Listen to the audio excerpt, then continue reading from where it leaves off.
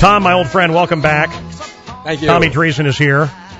And what an honor to have your old sidekick here. Yeah. Tim Reed. Tim, I'm like nervous working in front of you because it seems like you're a radio star, but you're not. I know a lot about radio when it's on television. It's crazy. Venus Flytrap, I mean, that was a huge deal when I was a kid. Thank you. Yeah, it was a wonderful opportunity for me. Wow. But everybody thinks you're a real DJ, don't they? Oh, yeah, and I was a little bit after the show. I had a syndicated show for about a year. And what kind of stuff did you play? No, we did a countdown show. It was called Sound Off with Tim Reed, and we had a lot of fun with it.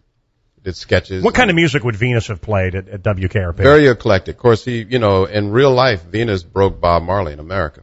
And most people don't know that, but no one was playing Bob Marley. So he was a very eclectic, reggae, little R&B, Earth, Wind, and Fire, the whole bit. I actually been to that station that it was based on, and those guys are all real guys. I mean, I don't think people realize that. Yeah. I met the real Herb Tarlick years ago, the crappy sales guy. Yeah. So I've known Tommy forever. Tommy with Sinatra, and Tommy here on this show, and Tommy golfing, and Tommy and I have had dinner together and everything. Tommy, I never knew anything about Tim and Tom. I know Tim Reed, who's here with you. Mm-hmm. I loved, actually, a show I liked a lot more than WKRP was a show called Frank's Place, which was one of the greatest shows on TV. No question. Critically acclaimed. The problem is nobody watched it, right? Yeah. Well, why didn't we went on long enough? I love New Orleans. It was about a restaurant in New Orleans. Yeah. Wonderful, wonderful show. Was that based on anything? A restaurant in New Orleans. But any particular one? Yeah. Well, actually, it was a combination of two, Dookie Chase and what was it? Shea Helene, I think it was. So, but I never knew about this comedy team of yours. Well, that's how Is that rude of me? No, but Okay. I mean that's how we started.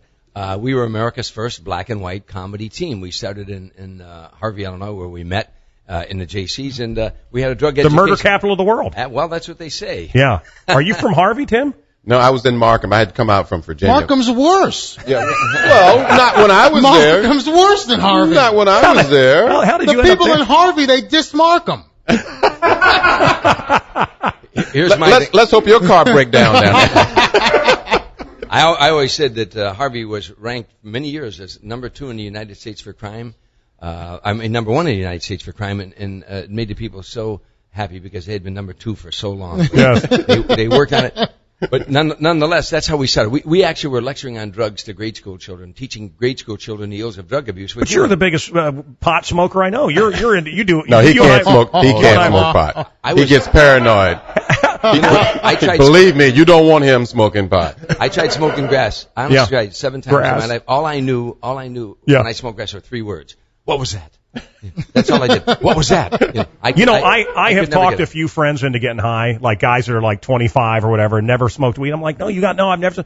You learn, right, that people that have never smoked weed, there's a reason for it. They shouldn't. They shouldn't. And I was one of that's right. But how did they find you to go lecture at schools? Well, why'd they find you guys? They didn't find us. I wrote the program, created the program, and then Tim worked with me and helped me develop this But program. why? Well, because that was Were you Well, comedians? no, we were at JC's. We were joining the we were Junior in the Chamber Junior College. Chamber of Commerce, and we were And doing do a pancake day, and we took it another step. But were you entertainers? Were you No, not comedians? At all. Tim was a marketing rep at EI DuPont, and I was selling life insurance. But we knew. What? Yeah. That's what we did. That's how you get in show business. You join the JC's. I tell people that, and they laugh, just like you guys, but that's how we did it. But one day, a little 8th grade girl said, "You guys are so funny. You ought to become a comedy team," and that's a fact. And we thought about it. And we became America's first black and white comedy team. Now you got Obama, McCain. There's a lot of That's them. hilarious. And you guys both went off to do, after the act broke up, you guys both went off to huge success. Yeah, but that's what our book is about. Our book is about, it does do the post-success where Tim went off to be KRP and I went off with the Sinatra stories in there. But the real meat of that book that we wrote with Ron Rappaport, Tim and Tom, An American Comedy in Black and White, is about that struggle, what it was like being the nation's first black and white comedy in 69, 70. You got to remember, the Vietnam War was raging, riots all over America, the sexual revolution, the drug revolution, and here we were going on trying to make people laugh. And we caught holy hell for that. Did you really? From who? From what crowds? White crowds mostly? Both sides. I mean, Both sides. Yeah. the 4th time on stage in Chicago Heights, a guy put a lit cigarette out in Tim's face and then damn near beat me half to death. And, a year later, a guy hit me in the face with an ice ball. What was the last name of the guy? we paid dues. But on the other hand, a lot of people love what we did. A lot of people love what we did. So why did it break up?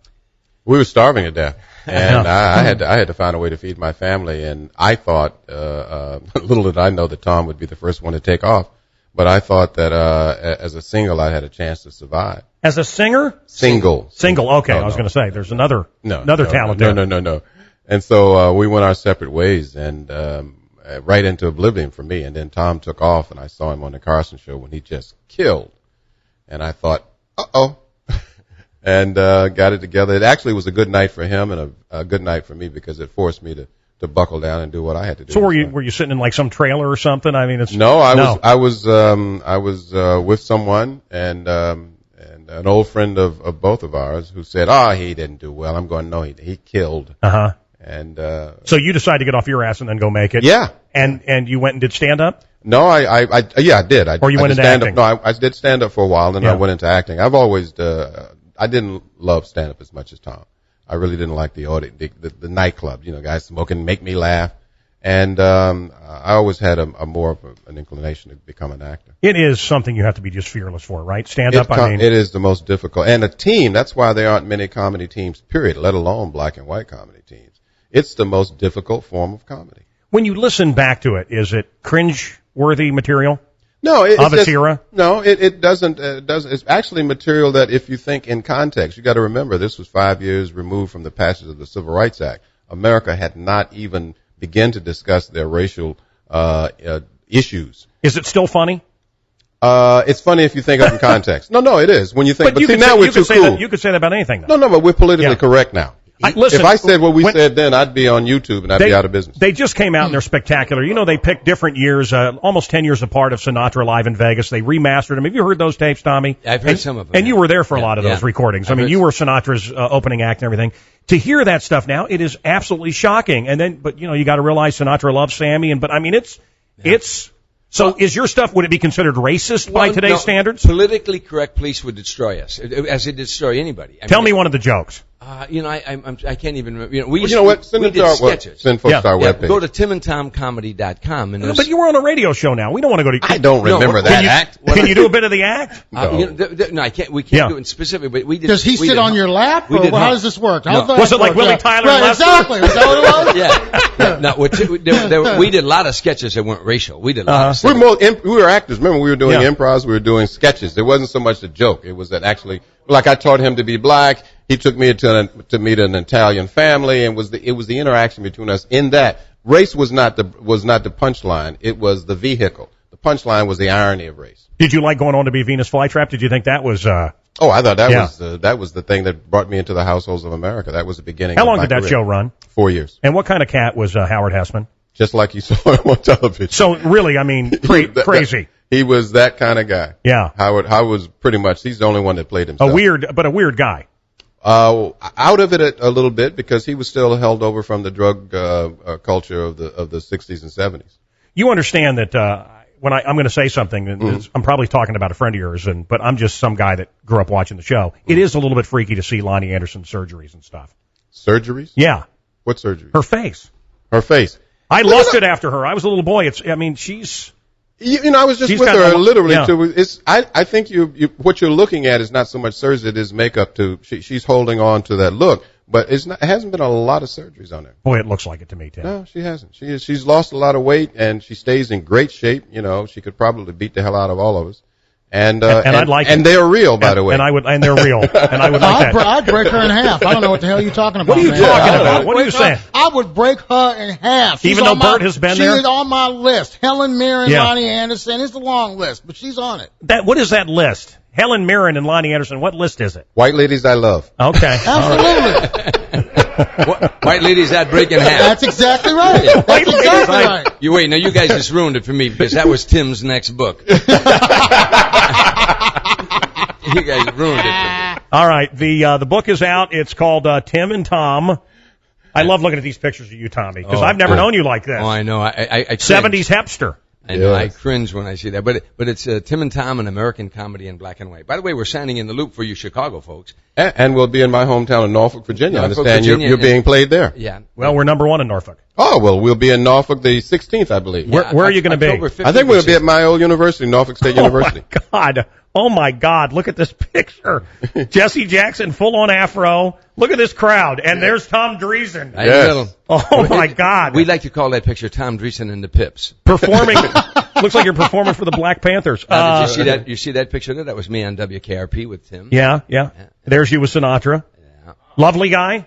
Lovely guy. If he liked you. When you read that book, there's stories that no one has ever read. We got real personal. We went into our guts. I'm telling you. Matter of fact, I'm facing a couple lawsuits. In the writing of that book, there were times, honestly, with Ron Rappaport, who did the narrative, a great job. In the writing of that book, there were times we were laughing so hard, tears were running down our faces, and there were times we weren't laughing and tears were running down our faces. Because we went deep in some real hard times and what it took to do what we did. If you had held on, would it have hit? I really believe when Tim wanted to break up the team more than me. You'll read that in the book. Because he's racist. Yes. He said, "What am I doing with this white boy?" But you know what? But it was like somebody punched me in the gut. I didn't want that team to break. I really thought that we were going to become the most significant comedy team in America. All my hopes and dreams are in that team. You know, I'd never been on stage by myself. Tim and is there anything that comes close? I mean, I'm looking at this picture of you in the book here. Is there anything that comes close to Carson? Anything? I mean, there's nobody that you could go on a show and you're a star overnight, right? No, not maybe American Idol though. American Idol, that kind of power. But over a series of shows. But in one night, in less than 10 minutes, Tom went from an unknown living in a car to opening for Sammy Davis Jr. And headlining, and I mean, you know, that show had the power. Wherever you went in America in '75, people say, "What do you do for a living?" You say, "I'm a stand-up comedian." Oh yeah, you ever been on Johnny Carson? That's the first question they ask. And if you hadn't been in the eyes of America, you know, I could have cared less when we went off TV. I've told you this before. I could care less. He was always there, and boy, now you realize. Yeah, he had the power to launch a career. He launched over 60 comedians. All right, you know. So you're voting for McCain, right? You're voting for Obama. Here's who I'm voting for. I'm voting for Tim Reed, and if he and Tim's voting for me, we're writing in. If I become president, Tim will be my vice president, and Tim has said if he becomes president, he'll consider me for his vice president. Norman Whitefield died yesterday. Do you know who that is? No. He wrote "Papa Was a Rolling Stone," "War" for Edmund Starr, and he wrote Edmund Starr, and he wrote "Heard It Through the Grapevine." He wrote a lot of hits for Motown. Yes. Wonder, I see that you were hanging out with some of the Motown folks. You didn't know that guy? No, but you know I did meet him. And he wrote Car Wash. Car Wash. Yes. Oh, Car Wash I knew because all of our friends were in that movie. But we Tim and I worked at a place. So he was the token. He was the token one. No, he actually knew more black people than I did. Yeah. I grew up in Harvey. I grew up in Harvey. That's right. We worked at a place called we worked all black clubs for years. So we worked at a place called 20 Grand where all those Motown acts broke in their act. And there's a great story in the book. So would you open for the Motown acts? Sure. Oh, we did. We opened for quite a few. And you experienced like I opened for Run DMC and it was hell. Oh, really? Oh, they hated me. Well, we opened for Sha-Na Na Na and got pelted with bottles. That was when they were. I would never tell that story again. That's not in the book, is it? Yes, it is. I tear those pages out before you sign them. 18 minutes past. We got a break. We'll be back. This is the Mancow Radio Show. Mancow.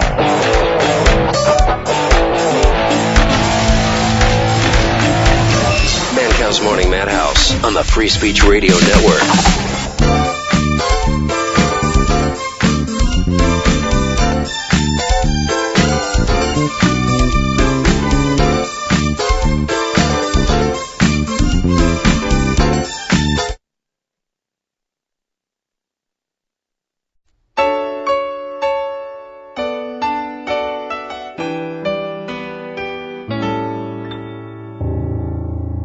Baby, if you've ever wondered. Richard Cheese and the Mancow Lava Lamp Love Lounge. Wondered whatever became of me. I'm living on the air in Cincinnati. Dick, it's awful. Cincinnati, WKRP. They're dancing. No, stop. It's They're very... slow dancing. Tim Reed and Tom Dreesen are gay. Kind of tired. Tim and Tom are here. That's the name of the book. Tim Reed was Venus Flytrap. You're always going to be Venus Flytrap, Always, aren't you? always. I knew that when I went on for the role. Damn it. And That's then the first time I've heard that rendition. Who is that? that's our guy. That's Richard Cheese, Dick Cheese. Oh, Maybe You want a copy? I'll get you a copy of it. I didn't like it that much. were never meant to be.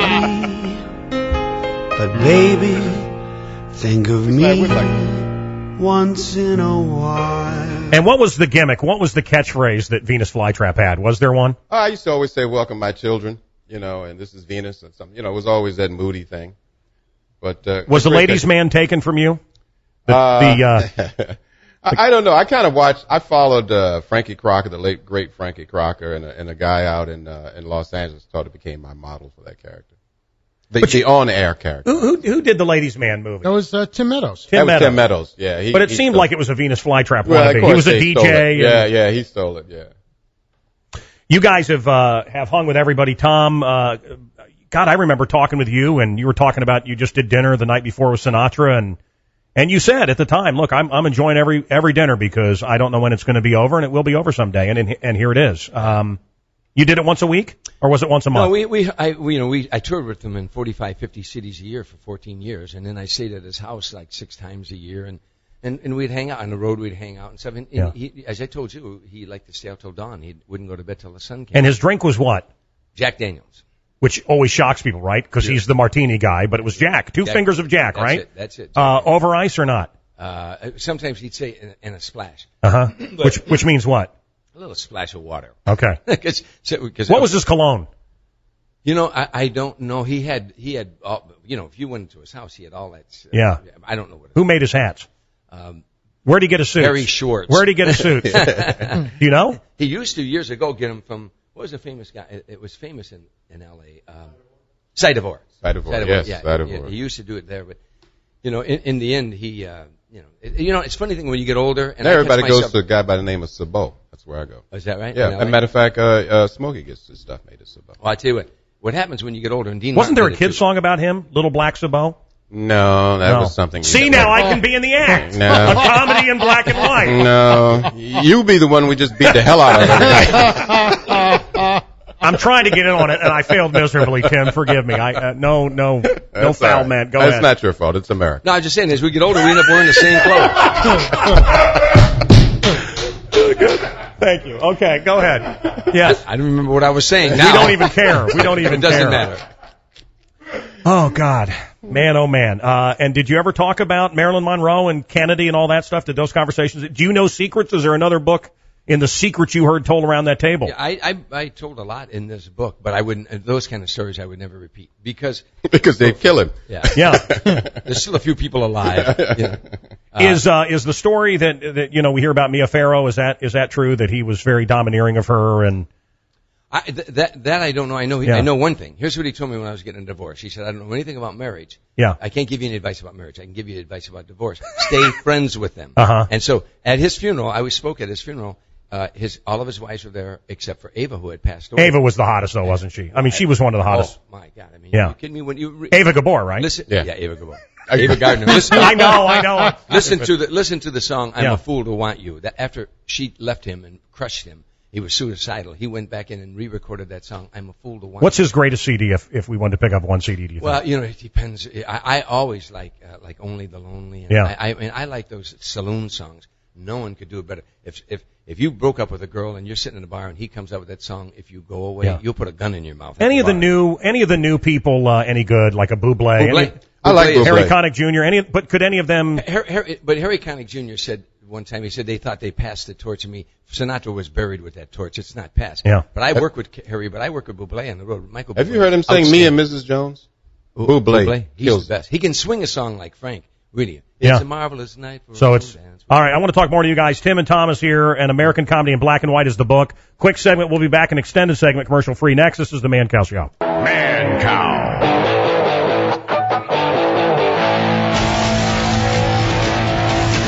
Mancow's Morning Madhouse on the Free Speech Radio Network. Care for another Schnitzengruben? No, thank you. 15 is my limit on Schnitzengruben. Well, then, how about a little, Baby, please. I am not from Havana. Excuse me, honey. Besides, I'm late for work. I got some heavy chores to do. Will I see you later? Well, it all depends on how much vitamin E I can get my hands on. No, you mustn't go. I need you. I never met nobody like you. I can't live without you. Du hast gemacht mein entire Leben. Coming up. Please, you're making a German spectacle of yourself. I'll do the same, baby. All right. Watching Blazing Saddles here. Tim and Tom. It's Tim Reed, who was Venus Flytrap. He went on to be in Frank's Place, and then he went on to be... Wait a minute. Hold on. I got the music. Hey! You went on to be in Sister Sister, right? Yes. A hit show? Hit show, 6 years, longest running thing I was on. Isn't that crazy? Yes. Here's because I didn't miss an episode of Frank's Place, and I knew it was being canceled, and I loved it. You were running a restaurant in New Orleans. Someone died, right? Your dad died. Yeah. You inherited it. Yeah. Loved that show and loved WKRP. I think it had influence on me as a baby. Uh-huh. And then I was out dating women by the time Sister Sister came on. Didn't see an episode. It was your biggest hit? It was the biggest hit. Am I a jerk? Okay. No. And what was your biggest movie?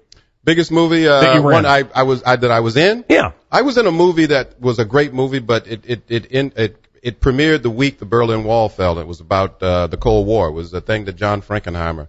I co-starred with Jürgen Prochnow and the guy Jaws, Roy Scheider. And it was called Fourth War. Oh, I love that movie. Yeah. That's Spy versus Spy. Yes. And Jurgen is across the border, and they're going back and forth between the countries. And I have to keep these guys from starting World War IV. That is a great Frankenheimer movie. It is a great Frankenheimer And Frankenheimer did the Sinatra movie, which is awesome. Well, Manchurian Candidate. Manchurian Candidate. And of course, the politically correct folks in Hollywood decided, well, let's redo the Manchurian Candidate. With Denzel. Only communism won't be the enemy. Let's make the enemy corporate America. Yeah. They ruined the movie, but the original with Sinatra was fantastic. Is spectacular. One of the great movies of all time. And why was it pulled? Why did he shelve it? Because Kennedy was assassinated. That part of it. That whole of it. He got a lot of heat from that. And it's fine. I was listening to you with the Blazing Saddles. Do you know you couldn't make that movie today? We talk about that all the time. There's no way. You could not make that movie today. You couldn't do that today. I played on a 70s show. I played the father of one of the white kids, and one day we were shooting an episode, and I looked at him. I said, "Do you know in the 70s I wouldn't be allowed to play this part?" No. It's just amazing. But how crazy it is. How many different. Now you got to go back to why Tim and Tom. We were before Blazing Saddles, and why Tim and Tom received all the pressure, and a lot of people loved what we did. So it wasn't. Tom, you've been on. You were on the Carson Show over 60 times. 61. And how many times? And you've hosted on Letterman, but how many times on Letterman? I've probably done more than that, more than 60 with David. My manager used to keep this on a computer. And now you don't care anymore. Well, after a while, what difference does it make? After 60. Yeah, what difference? And I've been on twice. I've been on twice. I find him shocking to see up close. Yeah. He looks very different on TV. Letterman. Yeah. Without his eyebrows added and the makeup. Very different. He's my good buddy. Yes. He's wonderful. He's So when are you guys on to promote this book? We're going David Letterman Tuesday, next Tuesday, September 23rd. So next Tuesday we can TiVo it and we'll see you. You'll see us on there. Yeah. But you're not going to do any of the act. No, if somebody said to me, they're going to show a clip. We have a clip on our webpage of us doing a piece on what was it, Bob Braun show? No, it's called the Nick Noble Show. In Chicago here. And that's on. They'll probably run a piece of that. Did you ever come out in blackface? No. But I did. One time, Tim and I. I'm sorry. Sorry. I mean, things have. I mean, he said the N-word, and I mean everything just stopped. Time stopped in here. And I do hate, I just reread 1984, and how certain words are. I don't have any need to say that word, but I mean how that word, you can't say this, you can't. Now the big one is the R word. Do you know about the R word? What's that?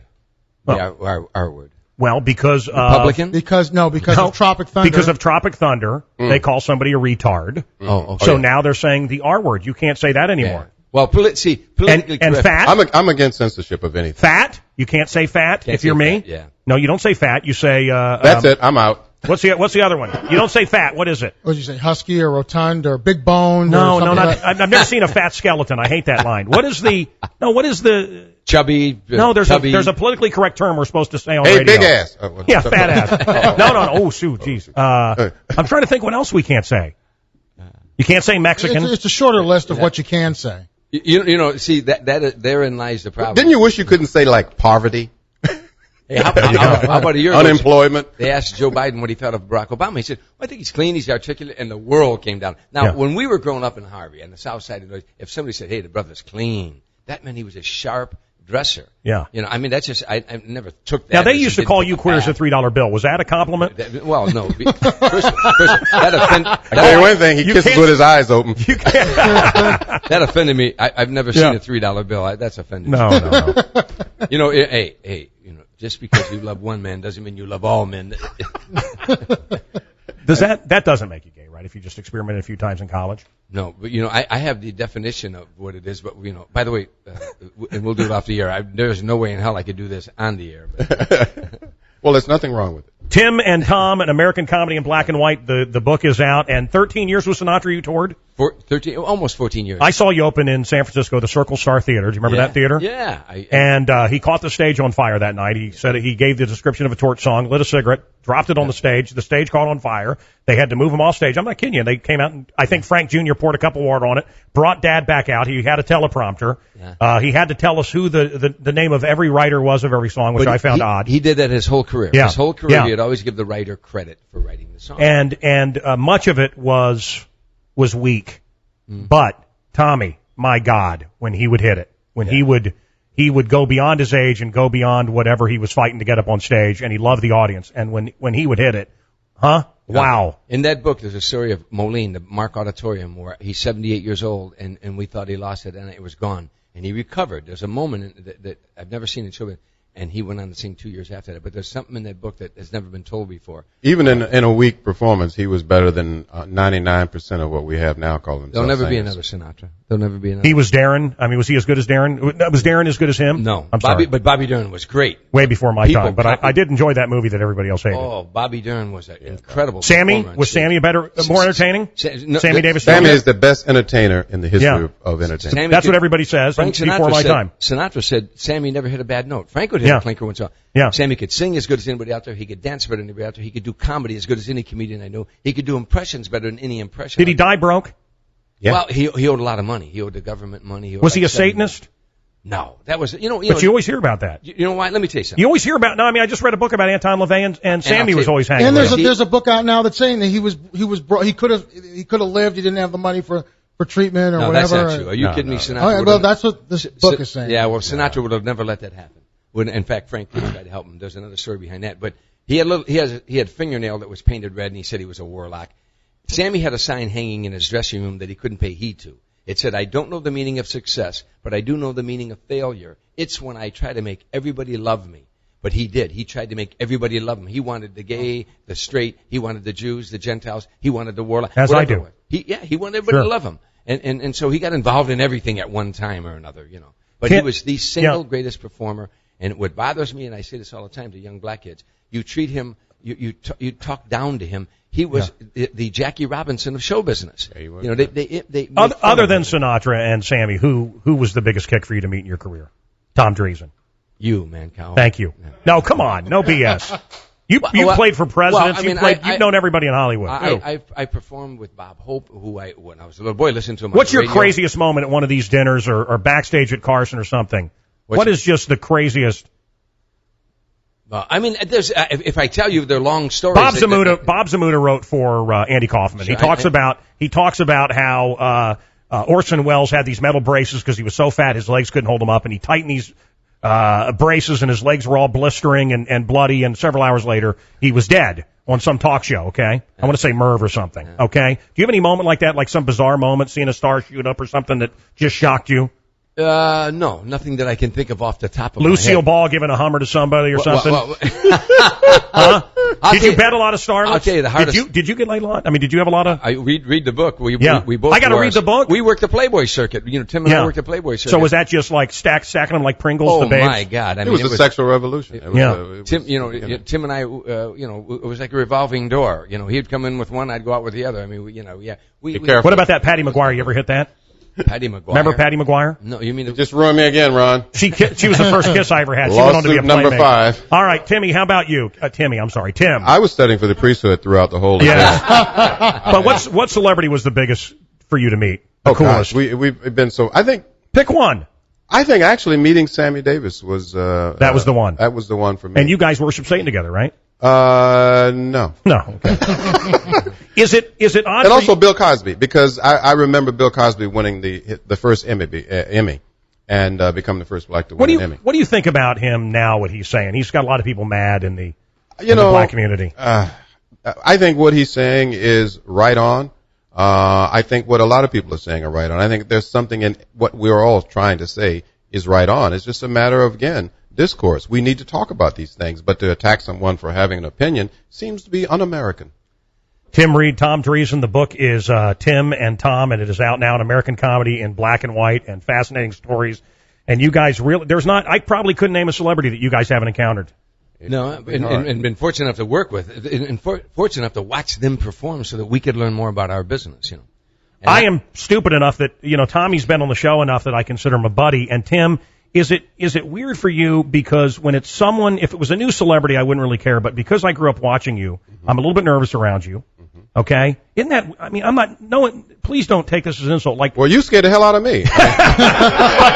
But you were Venus Flytrap, and I love Venus Flytrap on WKRP in Cincinnati. Tom Cruise, I don't know, other people would not be as big a star as you are. And I kind of feel like, hey, you know me? Like, because I watched you in Kansas City, you would know who I am. Is that a weird thing? Because, well, you know what's weird is you're just some guy. You're a damn nice guy, but no, I think the thing I've been very blessed. Tom and I've been very blessed. Next year will be our 40th year in show business. And what's really interesting, it happened to me not too long ago. A gentleman came up with his son, and he said, "My son would like to have your autograph from Sister." And as I was signing, he said, "This is amazing." I said, "What?" He said, "When I was his age, my father brought me up to you to get an autograph at WKRP in Cincinnati." Wow. And that always sends like, wow. But how do you communicate with someone that thinks they know you or they think you're Venus Flytrap? Well, I just go with it. I learned very early in my career by hanging out with some of the people that you mentioned, Della Reese and other folks who taught me very early on that you have to be respectful to That is fan. a name I've never heard anyone drop on this show. Della Reese? Della Reese. No, it's just not a name that people drop. Well, if you read the book, she's an essential turning point in the book. There's an essential character that she plays in the book. Not you guys, but who was considered like the greatest in the sack in Hollywood? Was it Marilyn? No, Marilyn was considered awful, right? That was the rumor. I like to think that, who did you hear stories about? Come on, Tom. A good friend of mine, Angie Dickinson. Oh, I've heard that too. No, I've heard that too. She's a good friend of mine. Yeah. I've heard that too. You know what? I'll tell you a great story which I can't. Well, I just see we can. No, we can't. We tell it off the air. Yeah. But yeah, she. Please. It's kind of like the Carson show. We'll come back from commercial World break. Class. We'll all be laughing. Nobody will know what the hell we're talking about. I can World class. I can tell the story. But what I can't do is have you guys lose your job. There you go. Okay. Now, Angie's a great broad. As Sinatra used to say, a great broad. That's a great line. A great broad. He's a woman who could mingle with the creme de la creme of the White House during the day, but hang out with the guys at night. And Angie Dickinson could hang with the guys, and she was. Lonnie's like that. Lonnie's like a great dame. She is wonderful. Whatever happened to that Gary Sandy? He's not. He's doing theater around dinner theater. You know how jealous I was of Gary Sandy because I was so supportive. I will tell you how jealous. Another thing that's never been said on this show. Wait, you got it. Gary Sandy was on WKRP. Right. He was the twerpy program director. But you know why I was jealous of him? Because Tim and I watched Tim's career. I was rooting for him, but I wanted to play that. I thought, wow, I could have played that. Is Les Nessman alive? The guy that played Les Nessman? We don't know. We can't find him. We've been looking for him. God is my witness, I thought turkeys could fly. Yeah. I don't know where he was. Up in Portland somewhere. Last I heard. We got a break. It's the Mancow Show. We'll be right back. Mancow.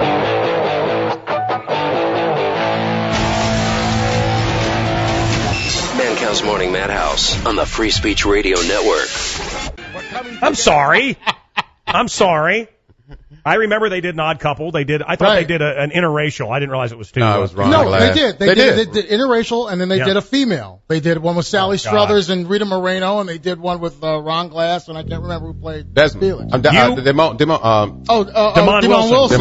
Right. You were great on Barney Miller, by the way, Tim. Oh, yeah, don't. And I loved you as Freddie Boom Boom Washington on Welcome Back, Kotter. Does that happen? The Ron Glass thing's happening a lot. And I was it come up and they'll say, so I start signing it, Ron Glass. Yeah. And one day I met Ron Glass and I said, well, I've known him for years. And I said, Ron, let me ask you, does anybody come up to you and say, sign this Venus? He said, yeah. I said, oh, thank God. Tom Dreesen, Tim Reeder here. Tom Dreesen, Tim, I thought I said it right. Tim and Tom is the book. I want to say that. An American comedy in black and white. These fashions, somewhat laughable, but back, really. Yeah. You guys should have saved all these clothes. Oh, I know. I'm telling you, isn't that amazing? Tim used to dress me because I'm telling you, I'm from Harvey. I didn't know. he'd say, no, don't put that on, put this on. We'd go down to restaurants downtown. Tim would say, you're eating with the wrong fork. No, don't put that. I'm not lying. And you were doing what before you got into this?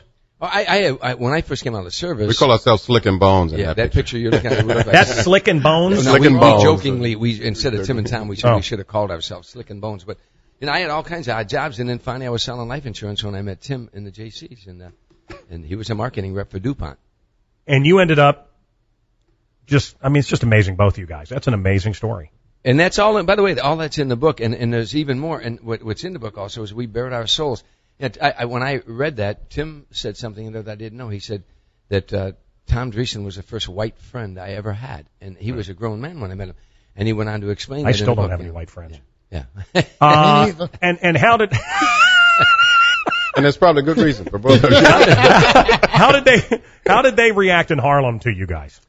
Well, I'll be honest with you, when we worked all black audiences, we used to do little tricks. Like, for example, the Club Harlem. In the Club Harlem, the MC would say, are y'all ready for some comedy? You ready for some comedy? It's an all black audience. Yeah, well, we got us a comedy team from Chicago. Welcome the team of Tim and Tom. And Tim would go out by himself. And he'd say, we're really happy to be here. We just got in from Chicago. And when we first came into Atlantic City, we didn't know what hotel. And pretty soon one of the brothers said, we?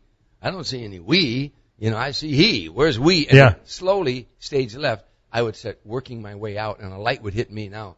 They'd see this white face, and laughter would start, and I'd be searching, I'd be looking in the audience, looking. By the time I worked my way to Tim, he'd say, where you been?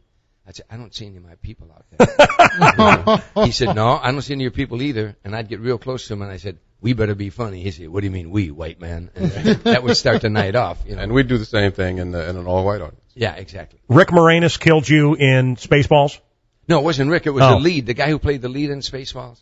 I thought he was Darth Vader. The guy who played the lead in Spaceballs, no, the real good-looking guy.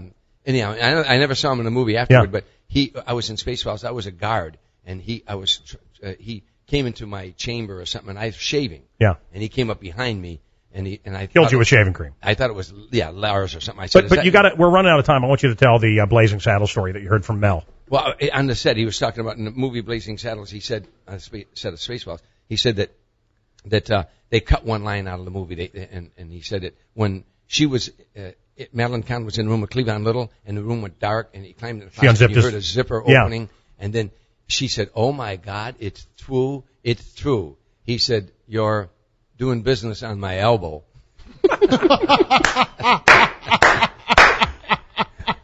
I couldn't say what they actually said. No, it's okay. It's okay. Hey, where are the white women at? There we go. Thank you. Thank you. We gotta, it can't be a radio show without stupid drops from movies. Venus Flytrap, bigger on Wikipedia than you, Tim Reed, your character. Oh, thank you. Why did you speak at the Pentagon in 2005? Went over, it was Dr. King's weekend, and we went over there to celebrate that, and I spoke on behalf of all black people in the military. Was that clown in Stephen King's movie It, was that real? That was the most frightening character I think I've ever seen, and it's true. What was the name of the clown?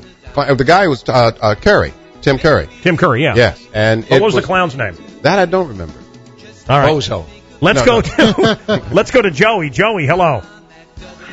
Mancow, love your show. Welcome to the program. What do you think? Was it 1957? Gird your grids, boys and girls. Time again for the Mancow Time Capsule. What year did it happen? Bridge on the River Kwai is #1 at the box office. Great movie. Leave It to Beaver debuts on television. Humphrey Bogart dies. What year do you think, guys? What year do you think? 1954. 1957. 57 is actually right. 1957. Tim Reed got Tim Reed a prize. Tommy Dreesen did not. Their book is Tim and Tom. And guys, you're going to be on Letterman next Tuesday night. Next Tuesday. We'll be in Norfolk on the 16th. What's that? Norfolk on the 16th. Signing in Norfolk on the 16th. And we're signing in the Loop today at noon at State Street. Cool. It's the Mancow Show.